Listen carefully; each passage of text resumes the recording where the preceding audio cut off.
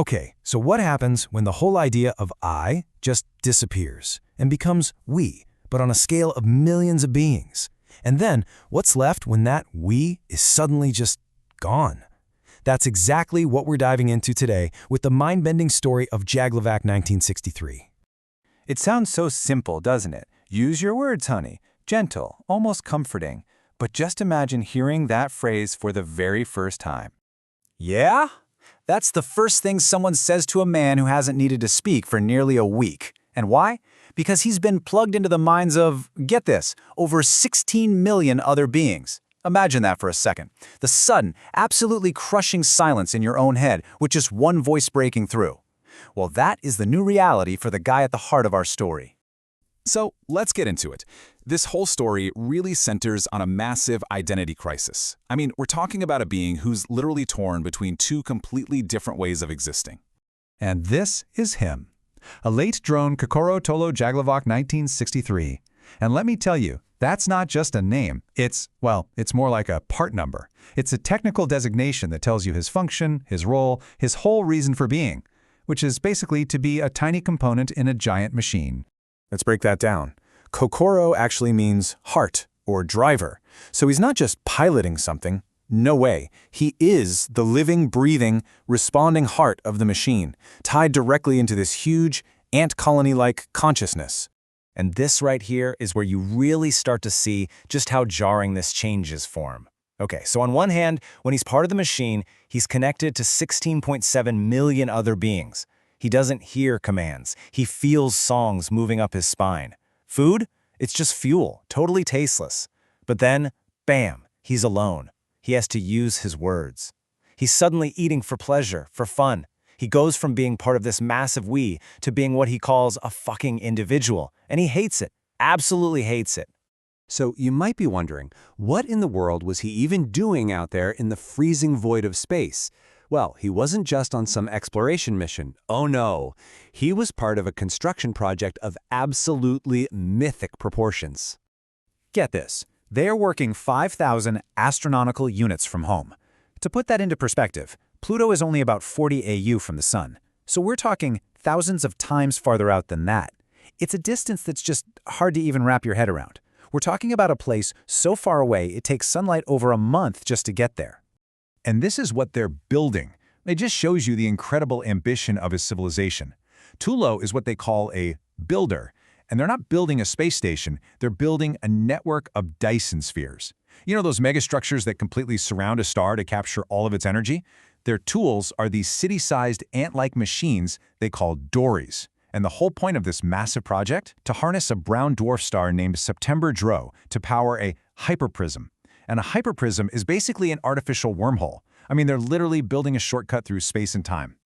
Now, a project this huge, you can't just pull it off with a normal society. It's only possible because of the way they're structured, and because of this really powerful philosophy that guides everything they do. Think of their society less like a government and more like a hive, or maybe a perfectly tuned orchestra.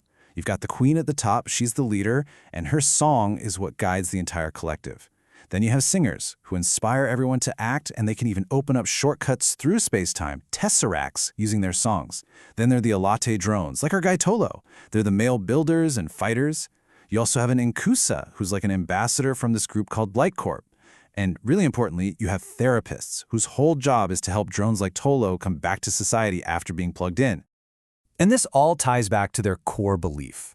It's this beautiful idea that emotions and math equal music. He says, I am a part of something no individual can even imagine. I am because we are. It's this powerful, almost Afrofuturist version of Ubuntu.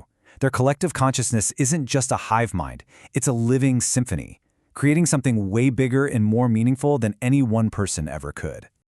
But here's the thing, not everyone wants to be part of that symphony. That fundamental desire to just be an individual has split their entire civilization apart. It's created this great schism, and it's really the central conflict of their whole world.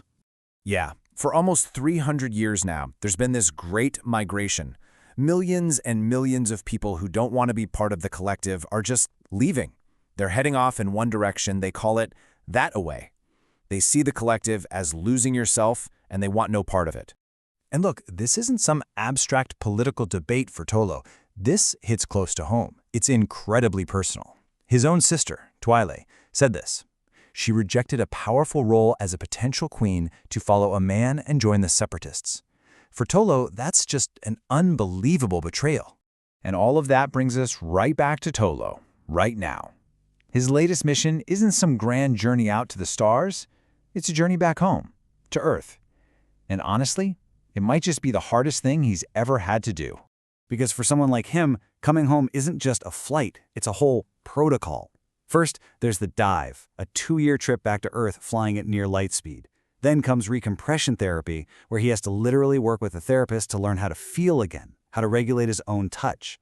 This time, they're trying a new, supposedly softer way, a 40-day walk down through the atmospheres. And the whole point of this homecoming? To reconnect with his nieces at the exchange of pods, a reunion with the very family that's been split right down the middle by this whole conflict.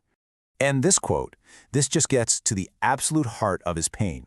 He says, "When I'm home, I feel lost, alone, singular. I feel like a fucking individual, and I really hate it." You know, for most of us, coming home is comforting. It's familiar. For him, it's terrifying. He's a part being pulled out of its machine. He's a single voice that's been torn away from the choir. Being an individual isn't a gift. For him, it's a curse.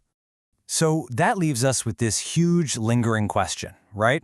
After 300 years of being part of a literal God machine, can a man like this ever really, truly come home?